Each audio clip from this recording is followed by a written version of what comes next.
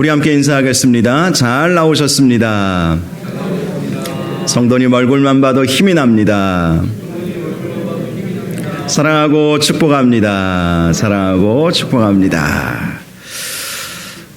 인생의 유라굴로 광풍에서 벗어나려면 이라는 제목으로 말씀의 은혜를 함께 나누겠습니다. 유라굴로 광풍은 우리 인생에 불현듯이 찾아오는 고난을 상징하는 말씀입니다. 우리가 고난에 대해서 생각해 보아야 할 8가지 사실이 있습니다. 이 내용은 제가 어떤 글을 통해서 나름대로 정리한 것입니다. 첫 번째, 화면을 띄워주시면, 밤이 되면 곧 별이 나오고 얼마 지나지 않아 아침은 찾아온다라는 것입니다. 새벽 동틀 무렵이 가장 어둡다는 말이 있듯이 우리 인생에서 찾아오는 고난은 끝이 없을 것 같아도 반드시 그 끝은 있다라는 것입니다. 둘째로, 지름길에는 일반 길보다 잡초와 돌멩이가 많다라는 사실입니다. 산을 오를 때를 생각해 보시면 지름길로 가다 보면 그 길이 더 협소하고 가파른 경우가 많이 있지 않습니까? 이처럼 고난은 우리를 힘들게 하지만 더 빠른 길로 인도하는 것과도 같다라는 것입니다. 셋째로, 육적 고난 속에서 영적 부요함이 피어난다라는 사실입니다. 실제로 고난을 많이 겪다 보면 그만큼 인생의 깊이가 깊어지는 경우가 있습니다. 더욱이 인생의 고난은 더욱 하나님과 가까워지는 유익도 있는 것입니다. 넷째로, 고난이 없이 얻어진 면류관은 대체적으로 그 가치가 떨어진다라는 것입니다. 십자가의 고난이 없이는 부활의 영광도 없다라는 말이 있는 것처럼 고난을 통해서 얻어지는 영광이 더 귀하고 가치 있는 것입니다. 다섯 번째, 고난은 사색과 창조의 어머니라는 것입니다. 사색과 창조는 우리의 삶을 진취적으로 만들지요. 생각해야 되지 않겠습니까? 그런데 사람들은 고난이 와야 우리 인생을 비로소 진지하게 생각하는 경향이 있는 것입니다. 그래서 고난은 우리의 삶을 창조적으로 바꾸는 역할을 하게 한다는 것입니다. 여섯 번째, 고난은 선한 인생에게도 찾아온다는 것입니다. 즉, 악인에게만 고난이 오는 것이 아니라는 것이지요. 욥도 그랬고 초대교회 수많은 성도들이 그랬습니다. 그러므로 고난을 죄의 결과로만 볼 필요는 없을 것입니다. 일곱 번째, 이 세상에 극복하지 못하는 고난은 없다라는 사실입니다. 성경은 사람이 감당치 못할 시험을 하나님께서 허락하지 않으신다고 분명히 말씀해 주셨습니다. 그러므로 그 어떤 어려움이 와도 얼마든지 주님 도우시면 감당할 수 있다, 이겨낼 수 있다, 맞설 수 있다라는 생각을 가져야 하는 것입니다. 마지막 여덟 번째로, 하나님은 고난당하는 인생들과 함께 하신다라는 것입니다. 결코 외면하지 않으신다는 것입니다. 이 사실을 아는 것이 중요합니다. 우리 인생의 고난을 우리 하나님은 다 알고 계십니다. 알고 계시는 것뿐만 아니라 도우시기를 원하시는 것입니다. 그러므로 우리가 고난을 당할 때 우리의 고난을 알고 계시는 하나님께 기도하면 우리의 모든 고난의 문제도 거기서 멈추게 된다는 사실을 꼭 기억하시기를 바랍니다. 오늘 본문 말씀도 바로 그 사실을 우리에게 잘 말씀해 주고 있습니다. 유라굴로 광풍을 만났을 때 어떻게 해서 그 광풍에서 그들이 벗어날 수 있었는가? 하나님께 기도함으로 결국은 그 광풍에서 벗어날 수 있었다는 사실을 오늘 본문은 우리에게 잘 말씀해 주고 있습니다. 먼저 오늘 본문 27절을 보면, 열 나흘째 되는 날 밤에 우리가 아드리아 바다에서 이리저리 쫓겨가다가 자정쯤 되어 사공들이 어느 육지에 가까워지는 줄을 짐작했다라고 말씀을 하고 있습니다. 열 나흘째 되는 날이라고 하는 것은 미항을 출발해서 베닉스로 가기 위해서 14일이 되었다는 것입니다. 사실 미항에서 베닉스까지는 4시간이면 갈 수 있는 거리였습니다. 그런데 열 나흘, 2주간의 시간이 걸린 것입니다. 그것도 그들이 원했던 베닉스에 도착하지도 못했습니다. 당시 배를 운항할 때에는 별을 보고 별자리를 보고 방향을 정해서 배를 운항했습니다.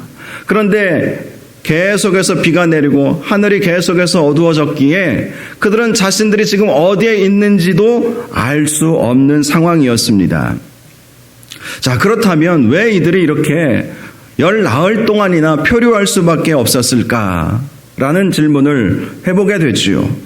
지난주 말씀을 통해서 몇 가지를 생각해 볼 수가 있습니다. 첫 번째, 이들은 하나님의 사람인 바울의 말을 듣지 않았습니다. 바울은 이미 배가 미항을 출발하게 되면 항해하기 위태롭다라는 사실을 알고 있었던 것입니다. 바울이 그 사실을 알게 된 것은 그가 기도의 사람이었기 때문이었죠.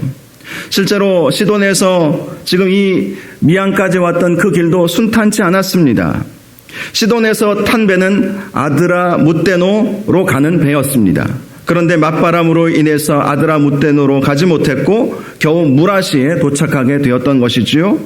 또 무라시에서 다행히 알렉산드리아 배를 탈 수 있었지만 그 배는 중간 정착지인 니도로 가지 못하고 이 역시도 풍세가 허락하지 않아서 겨우 미항에 도착했던 것이지요. 그때 사도 바울은 하나님 앞에 기도하지 않았겠습니까? 하나님께서 반드시 나를 로마로 보내시려고 하시는데 왜 이렇게 막으십니까? 이런 하나님 앞에 기도하는 과정을 통해서 하나님께서 그에게 주신 감동은 지금 거기 도착한 미항에 너희들이 머물러야 한다는 것이었습니다. 그곳이 안전한 곳이라는 것이죠. 그곳이 겨울을 지내기에 가장 적합한 곳임을 하나님은 사도 바울에게 이미 알려주셨던 것입니다. 그래서 사도 바울은 선장과 선주에게 우리는 이 미항에 머물러야 합니다. 이 미항에 머물러서 겨울을 지내야 합니다. 라고 말해 주었던 것입니다. 하지만 배에 탄 사람들은 바울의 말을 듣지 않았던 것이지요.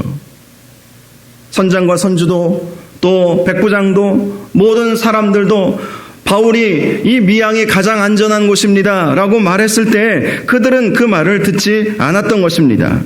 결국 사도 바울의 말을 듣지 않으므로 그들은 유라굴로 광풍을 만나게 되었던 것입니다.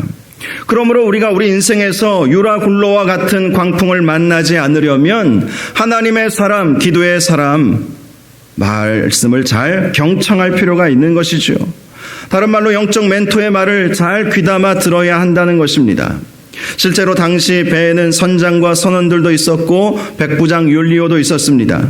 하지만 그 배의 진정한 지도자는 하나님께서 세우신 사도 바울이었던 것입니다. 결국 그 영적 지도자의 말을 듣지 않으므로 유라굴로 광풍을 만날 수밖에 없지 않았습니까? 둘째로 이들이 유라굴로 광풍을 만나게 된 것은 자신의 경험만을 의지했기 때문이었습니다.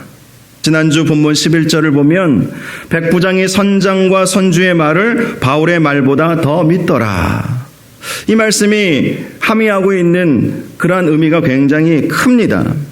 이들은 미항을 출발하여 베닉스로 가려고 했던 것, 그것은 그들의 경험을 믿었기 때문이었지 않았습니까? 아마도 선장과 선주는 배에 탄 사람들에게 내 경험상 우리는 얼마든지 이 불편한 이 미항을 떠나서 베닉스로 갈 수 있을 것이라고 강력하게 주장했을 것입니다. 그리고 백부장 율리오도 선장과 선주의 확신에 찬 말을 믿을 수밖에 없었겠지요. 그런데 결과적으로 바울의 말이 옳았던 것 아니겠습니까?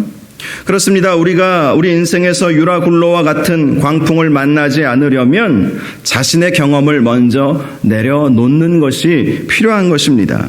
실제로 경험보다 더 중요한 것은 모든 것을 아시는 하나님께서 뭐라고 말씀하셨는가 하는 것 아니겠습니까? 예수님께서 베드로를 제자로 부르셨을 때에 그는 밤새도록 고기를 잡지 못했습니다. 그런데 예수님께서 나타나셔서 오른편에 그물을 던지라 이렇게 말씀을 하시는 것입니다. 아시다시피 예수님은 목수 출신 아니시겠습니까? 나무로 어떤 물건을 이렇게 만들어라, 오른편 쪽을 자르면 더 멋진 작품이 나올 수 있다, 더 안전한 그런 의자를 만들 수 있다, 이렇게 말하면야 누구든지 예수님이 전문가이시니까 그 말씀을 듣겠지요. 그런데 베드로는 누구입니까? 어부로서 잔뼈가 굵은 사람 아니겠습니까? 그런데 예수님께서 오른편으로 가서 그물을 던져라 라고 말씀하셨을 때에 베드로가 대단했던 것은 주여 제가 밤새도록 잡은 것이 없었지만 말씀에 의지하여 그물을 내리리이다 이렇게 반응했다는 것입니다. 사실 베드로가 밤새도록 고기를 잡기 위해서 배 오른편에 그물을 내려본 적이 없었겠습니까? 주님, 오른편으로 내려봤었는데 안 됐는데요. 제 경험상 안 됐었는데요. 이렇게 반응할 수도 있지 않았겠습니까? 베드로의 경험에 의하면 그물을 오른편에 내리든 왼편에 내리든 고기를 못 잡았어요. 그리고 당시에는요, 예수님을 만났던 그때에는 고기 자체가 베드로의 경험상 없었던 때였습니다. 그런데 예수님이 오른편에 그물을 내리라 라고 말씀하시니 믿지 않으려면 얼마든지 믿지 않을 수도 있었겠지요. 그런데 베드로는 말씀에 의지하여 그물을 내리리이다 이렇게 반응을 하고 자신의 경험을 내려놓고 지난밤 그렇게 수고해서 오른편 왼편 다 그물을 내려보았지만 고기를 낚지 못했고 지금 그때에는 고기가 전혀 자신의 경험상 없는 때였어요. 그러니 예수님께서 목수 출신이고 어부 생활에 대해서 고기를 잡는 것에 대해서 알지도 못하는 분이 오른편에 그물을 내리라고 하니 안 믿으려면 얼마든지 안 믿을 수 있었을 것입니다. 그런데 그는 말씀에 의지하여 그물을 내린 결과 그물이 찢어지도록 많은 고기를 낚을 수 있었던 것입니다. 그렇습니다. 경험보다 더 중요한 것은 우리 주님께서 뭐라고 말씀하셨는가? 그 주님의 음성을 들을 수 있어야 한다는 것입니다. 그래야 우리 인생이 안전해지는 거예요. 결코 내 경험으로 여러분 우리의 인생의 방향을 정하지 말아야 하는 것입니다. 세 번째로 이들이 유라굴라 광풍을 만나게 된 것은 인간적으로 더 좋아 보이는 곳을 찾아가기 위해서 무리하게 움직였기 때문이었습니다. 사실 미양에서 베닉스까지의 거리는 4시간 거리라고 말씀드리지 않았습니까? 그러니까 조금 무리하더라도 이 미양보다는 베닉스가 더 좋아 보였던 것이지요. 그곳으로 가면 조금 더 편하게 겨울을 날 수 있을 것이라고 생각을 한 것입니다. 실제로 미양은 너무나도 작은 항구 도시였기 때문에 276명의 사람들이 굉장히 불편함을 느낄 수밖에 없는 것도 사실이었습니다. 반면에 베닉스는 유명한 항구 도시로서 먹고 자는 것도 불편함이 없고 거기서는 얼마든지 겨울을 지내기에 따뜻하게 지낼 수 있었고 가장 이들이 관심을 가졌던 것은 향락의 도시였다는 거예요. 미양은 아무것도 없는 불편한 도시였지만 베닉스는 즐길 수 있는 도시, 모든 것이 다 갖추어진 도시라고 그들은 그렇게 생각을 했으니 자신들이 보기에 인간적으로 보기에 더 좋은 곳으로 가기 위해서 무리하게 움직였던 것이지요. 미항, 아름다운 항구라는 이름 아니겠습니까? 그런데 본래는 그렇게 아름답지 않았다고 합니다. 그렇다면 왜 이 미항이라는 항구라는 이 미항이라는 이름이 붙여졌을까? 제가 묵상하면서 깨달아지는 것은 하나님께서 보시기에 아름다운 항구였구나. 적어도 이들이 이 미항이라고 하는 곳에 머물러야만 안전을 보장받을 수 있었기에 그곳은 정말 말 그대로 미항이었던 것입니다. 그런데 그들은 인간적인 눈으로 더 보기 좋고 더 모든 것이 갖추어지고 모든 것을 누릴 수 있는 그곳을 그들은 사모하는 마음으로 그곳으로 가다가 이 유라굴로 광풍을 만났던 것 아니겠습니까? 저는 말씀을 묵상하면서 교회가 미항과도 같지 않을까 이런 생각을 해보았습니다. 교회는 세상 사람들이 보기에 여러모로 불편한 곳입니다. 그래서 사람들은 베닉스로 가서 더 좋은 환경을 누리고 싶어 하지요. 하지만 하나님은 교회가 불편하더라도 하나님 보시기에 아름다운 미항인 것입니다. 그것을 우리가 항상 기억해야 하는 것입니다. 교회가 안전을 보장해 주는 곳이지 세상에 나아가면 무리하게 움직이면 환난과 풍파를 피하기 어렵다는 사실을 오늘 본문이 우리에게 보여주고 있는 것입니다. 결국 이들은 4시간이면 가는 거리를 2주간이나 표류하게 되었고 그들의 모든 물건을 다 배에 던져버려야만 했습니다. 그들이 그토록 애지중지하게 아끼던 모든 것들을 다 바다에 던져버려야만 겨우겨우 배가 뒤집히지 않도록 그렇게 만들 수 있었던 것이죠. 그러면서 아드리아 바다에서 이리저리 쫓겨가다가 자정쯤 되어서 육지가 가까워지는 것을 느끼게 되었던 것입니다. 28절을 보니까 물을 지어보니 20길이 되고 조금 가다가 다시 재니 15길이라 라고 말씀합니다. 한 길 자체가 대략 1.8m였기 때문에 15길 정도 되었다라는 것은 한 28m 정도 되었다는 것입니다. 그런데 그렇게 수심이 낮아지면서 운항을 하다 보면 암초에 걸릴 위험이 컸지요. 그래서 29절을 보면 그들은 고물로 닻을 내리고 나리 세기를 고대하게 되었습니다. 더 이상 배가 움직였다가는 암초에 걸릴 수도 있었기 때문에 그 자리에 닷줄을 내리고 정박하게 되었던 것이지요. 그런데 30절을 보니까 사공들이 도망하고자 하여 이물에서 닻을 내리는 채 하고 거룻배를 바다에 내려놓는 것을 사도 바울이 보았던 것입니다. 그래서 사도 바울은 백부장과 군인들에게 이 사람들이 배에 있지 아니하면 너희가 구원을 얻지 못하리라 라고 말해 주었습니다. 당시 사공들은 육지가 가까워진 줄 짐작하고 자기들만이 살겠다고 배 위에 올려놓았던 거룻배를 몰래 내려놓고 그것을 타고 탈출을 하려고 했던 것이지요. 이것이 세상 지도자들의 모습을 상징하는 것입니다. 이들은 분명 전날 밤에 사도 바울이 한 사람도 상하지 않고 한 섬에 걸리리라 라는 말씀을 해 주었음에도 불구하고 그 말씀을 믿지 않았던 것이지요. 말씀을 믿지 않았으니 자기만 살려고 배와 배에 탄 사람들을 버려두고 거룻배를 타고 도망가려고 한 것 아니었겠습니까? 결국 군인들은 그 거룻줄을 끊어 떼어 버렸습니다. 그렇게 해서 사공들이 배를 타고 떠나버리는 것을 막아버린 것이죠. 이제 사도 바울이 그 배의 영적 선장의 역할을 감당할 수밖에 없는 상황이 되었습니다. 선장과 선주들 그리고 백부장과 사공들은 이미 리더십을 다 잃어버렸습니다. 선장과 선주들의 말대로 했다가 지금 이 지경까지 온 것 아니겠습니까? 백부장 율리오도 선장과 선주들의 말을 바울의 말보다 더 믿었기에 지금 이 사태가 벌어진 것 아니었겠습니까?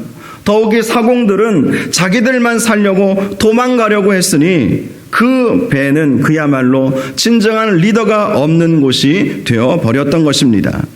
그런 상황 속에서 영적인 사람 바울이 그 배의 진정한 선장이 된 것입니다. 사실 이 세상에도 저와 여러분과 같은 영적인 사람들이 진정한 리더가 될 때 우리 공동체가 안심할 수 있는 것 아니겠습니까? 중요한 것은 저와 여러분이 진정으로 영적인 사람이 되어야 한다는 거예요. 기도의 사람이 되어야 한다는 것입니다. 말씀의 사람이 되어야 한다는 것입니다. 이 배는 우리 가정을 상징하기도 합니다. 우리 가정의 배가 안전하게 항해하려면 그 가정의 영적 가장의 역할이 너무나도 중요한 거예요. 중심을 확실히 잡고 있어야 되는 거예요. 영적인 사람이 되어야 하는 것입니다. 기도의 사람이 되어야 하는 것입니다. 말씀의 사람이 되어야 하는 거예요. 예배의 사람이 되어야 하는 거예요.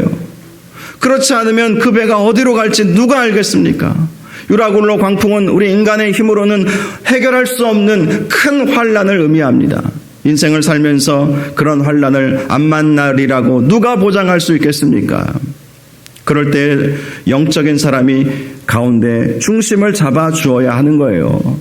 그 중심을 잡지 못하면 배가 이리저리 표류해서 결국은 다 굶어 죽을 수밖에 없게 되는 것 아니겠습니까? 33절을 보니까 날이 새어가매 바울이 여러 사람들에게 음식 먹기를 권하게 되었습니다. 바울은 말합니다.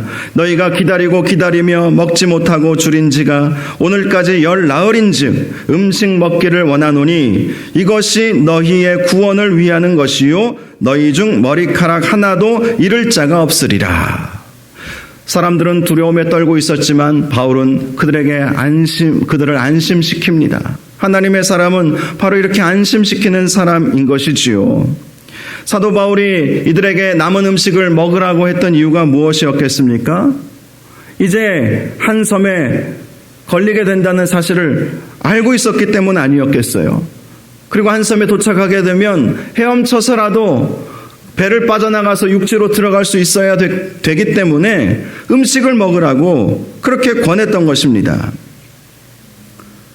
그렇습니다. 당시 사람들은 열 나흘 동안 제대로 먹지 못했어요. 가지고 있는 음식을 아끼고 또 아끼고 왜 어떻게 될지 모르니까 오늘 이거 먹고 그냥 죽자 그럴 수는 없는 상황 아니겠습니까? 그래도 희망을 가지고 정말 조금씩 죽지 않을 만큼 먹었는데 사도 바울이 나서서 다 먹으라는 거예요.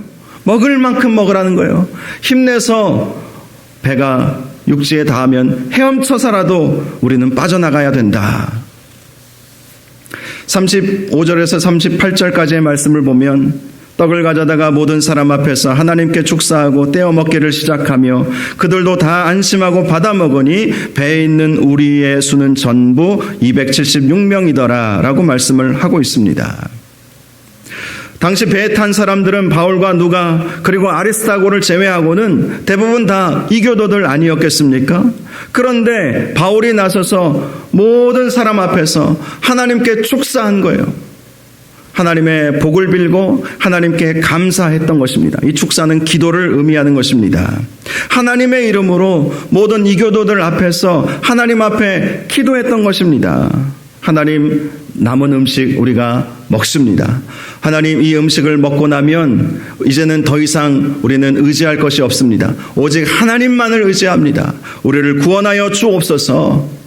그렇게 하나님 앞에 믿지 않는 사람들 앞에서 영적 지도자로서 담대하게 확신을 가지고 그들을 안심시키면서 이것을 먹자고 했던 것이죠. 그러자 모든 사람들이 다 바울의 말에 순종하면서 거부하는 사람이 하나도 없었어요. 우리가 어떻게 될 줄 알고 이 음식을 먹느냐라고 말하는 사람이 아무도 없었어요. 심지어는요, 38절을 보니까 배부르게 먹은 후에 남은 밀을 바다에 버려버립니다. 배를 가볍게 하기 위해서. 이 남은 밀을 바다에 버리는데도 그 누구 하나 반대하는 사람이 없었어요. 아니, 우리가 어떻게 될 줄 알고 이 음식 이거 버려버리면 우리는 그냥 굶어 죽는 건 아니냐라고 그렇게 반대하는 사람이 아무도 없었습니다. 그저 순종했던 거예요. 바울의 말을 확실하게 믿었던 것이죠. 바울이 믿고 있는 하나님을 전적으로 그들은 신뢰했던 것입니다. 그래서 모든 것을 버리고 또 먹을 음식, 남은 음식마저도 다 버렸던 것입니다. 제가 특별히 주목한 것은 배에 있는 모든 사람들이 바울의 말대로 떡을 먹었고 또 하나님께 기도하는 시간을 가졌다는 것입니다. 오늘 말씀의 제목이 인생의 유라굴로 광풍에서 벗어나려면 아니겠습니까? 이 답은 분명하죠. 하나님께 기도할 때 벗어나게 된다는 것입니다. 사도 바울도 물론 그 전부터 기도했지만 온 배에 탄 276명의 사람들과 함께 이 떡을 가지고 하나님께 감사하면서 하나님께 기도함으로 말미암아 이 그들의 유라굴로 광풍에서 그들은 벗어나게 되었다는 것입니다. 그렇습니다. 그 어떤 어려운 상황에서도 하나님께 기도하면 그 문제는 해결이 되는 것입니다. 지난 금요일 말씀드렸던 것처럼 예수님께서 승천하신 곳이 감람산이었습니다. 감람산. 그 감람산에는 겟세마네 동산이 있었어요. 그 겟세마네 동산에서 예수님은 십자가 지시기 전에 땀방울이 핏방울이 될 정도로 간절히 하나님 앞에 기도하지 않았습니까? 바로 그곳에서 우리 주님은 승천하신 거예요. 하늘을 만나신 거예요. 하늘을 경험하신 거예요. 그것이 주는 교훈이 있습니다. 기도의 자리가 하늘과 연결되는 자리라는 것입니다. 기도의 자리가 하늘과 만나는 자리, 하나님과 만나는 자리, 천국을 경험할 수 있는 자리라는 것입니다. 많은 분들이 이 세상의 삶을 지옥과도 같다 이렇게 느끼는 경우가 많다고 말씀합니다. 그만큼 살아가기가 힘들고 어렵다는 것이지요.